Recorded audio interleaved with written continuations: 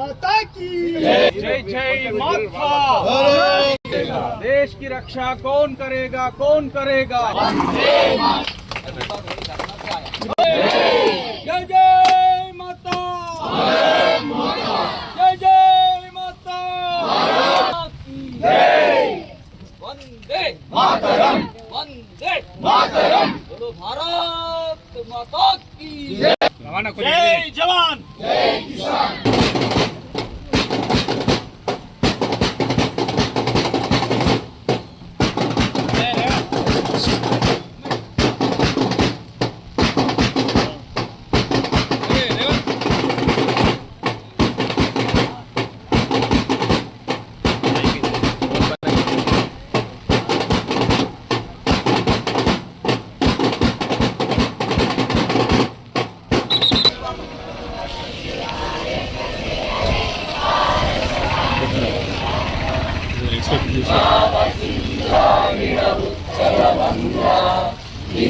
हिमाचल यमुना गंगा उत्सव जल तरंगा तव शुभ नामे जागे तव जन गण मंगलदायक जय हे भारत भाग्य विधाता जय हे जय।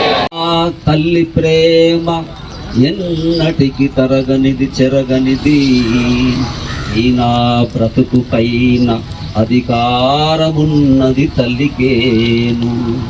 దేశాన ప్రజలైన చెవులార వింటే కనుల కంటే నా అస్థికలపై సమాధిపై జైని ప్రతిధ్వనించే ప్రవహించే నారక కోసమే మన యొక్క భూభాగాన్ని ఆక్రమించుకున్నటువంటి ఒక దుశ్చర్యలో భాగంగా అప్పుడు వాళ్ళు అనుకోకుండా మన యుద్ధం ప్రకటించినప్పుడు మన సైన్యం మన ఆర్మీ ఏదైతుందో చాలా కష్టాలు పడరు. ఎందుకంటే కార్గిల్ యుద్ధం అంటే కొండల ప్రాంతాలు ఉంటాయి, ఇక్కడ నుంచి వీళ్ళు అక్కడ పైకి కై వేయాలి. అట్లాంటి దశలో కూడా వీళ్ళు వెనుకడుగు వేయకుండా మొత్తానికైతే కార్గిల్ విజయాన్ని సాధించుకున్నాం. అప్పుడు పర్వేజ్ ముషారఫ్ అక్కడ వాళ్ళ మిలిటరీ తనుండే. అలాగే ఇక్కడ ఉన్నటువంటి బ్రిగేడ్స్ ఎవరైతే ఉన్నారో మన సైన్యం ఏదైతుందో చాలా కష్టపడి ఆ రోజు మనకి కార్గిల్ విజయాన్ని సాధించి పెట్టిర్రు. మార్చి 1999 నుండి స్టార్ట్ అయినటువంటి ఏదైతే యుద్ధం ఉందో అది జూలై 26 వరకు కంప్లీట్ అయ్యి మన భారతీయ జెండా జాతీయ పతాకాన్ని అక్కడ ఎగరేయడం జరిగింది.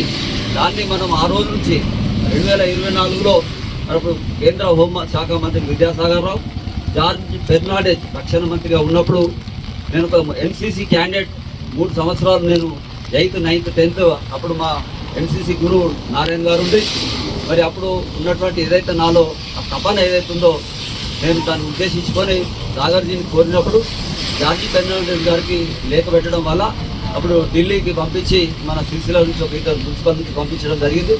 దీని ఒక వెయిట్ 40 టన్నులు ఉంటుంది.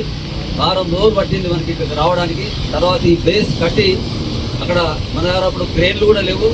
ఎక్కడైతే కమలాకర్ వాళ్ళ అన్నతో మాట్లాడి అక్కడ మైనింగ్ ఏదైతే నడుస్తుందో అక్కడ నుంచి ప్రత్యేకించి ఒక క్రేన్ తెప్పిస్తే దాదాపు గంట సేపు పట్టింది భూమి కుంగిపోవడం.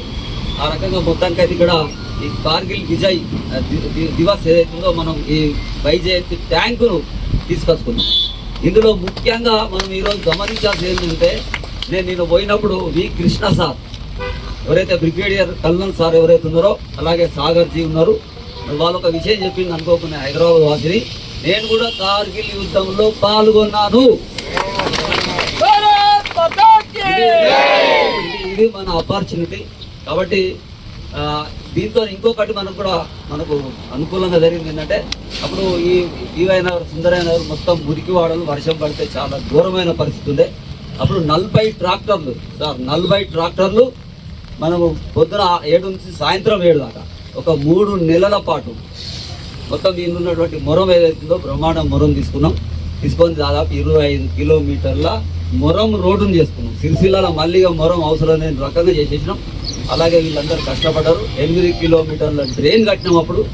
అలాగే ఇక మన గురించి మనం అవసరం లేదు, కానీ ఈ రకంగా దీనివల్ల ఏ ఉపయోగం జరిగింది అని ఆ రకంగా అప్పుడు ఇది వర్ధనుకుంటా ఉంటే సాగర్జీ గారు ఏమన్నారు, దీని పేరు కార్గిల్ లేక్ అనేటువంటి నామకరణం చేయడం వల్ల ఆ కార్గిల్ యుద్ధం ఏదుందో ఆ రకంగా మనం యుద్ధం చేస్తా ఉన్నాం. మొన్న అంతకుముందు ఈ ఆపరేషన్ సింధూర్లో మనకు తెలుసు వాళ్ళు ఏం చేసారు.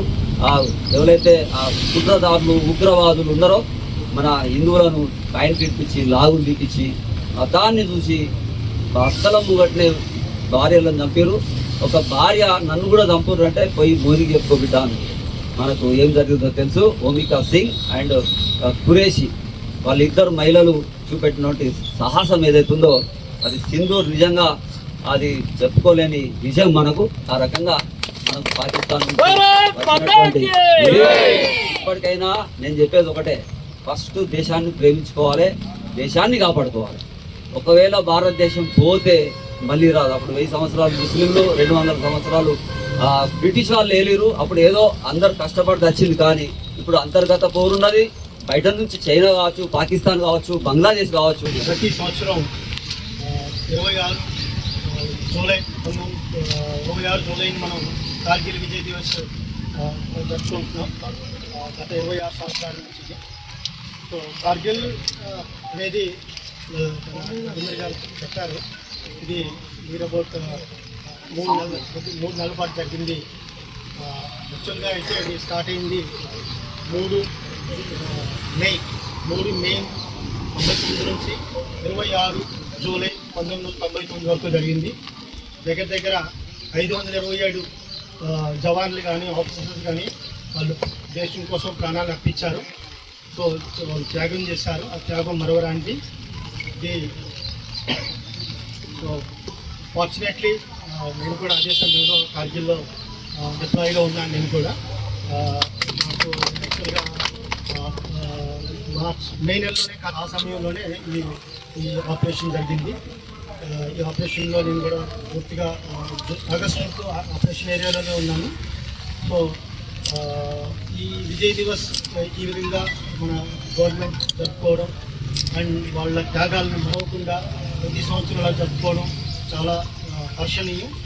అండ్ రెండవది ఇక్కడ సిరిసిల్లలో మన రవీంద్ర గారు చూపిన సాహసోపేతమైన కార్యం అనేది చెప్పాలి. ఎందుకంటే వచ్చి సార్ మీరు రావాలండి, మీరు తప్పనిసరిగా వచ్చి కార్యక్రమం చేయాలన్నారు. చాలా తర్వాత చెప్పారు, నేను పర్టికులర్గా ఈ విజయాంత ట్యాంక్ని తీసుకొచ్చామని చెప్పారు. ఇంత చిన్న ఊర్లో విజయాంత ట్యాంక్ని తీసుకొచ్చి ఎస్టాబ్లిష్ చేసి ప్రతి సంవత్సరం ఈ కార్యక్రమాన్ని జయప్రదంగా నిర్వహిస్తున్నారంటే మీరు ఒక చాలా మంచి హర్షణీయమైన కార్యక్రమం ఇది. తప్పనిసరిగా వాళ్ళకి సార్కి ఇది మీరందరూ ఇది ఉండాలి.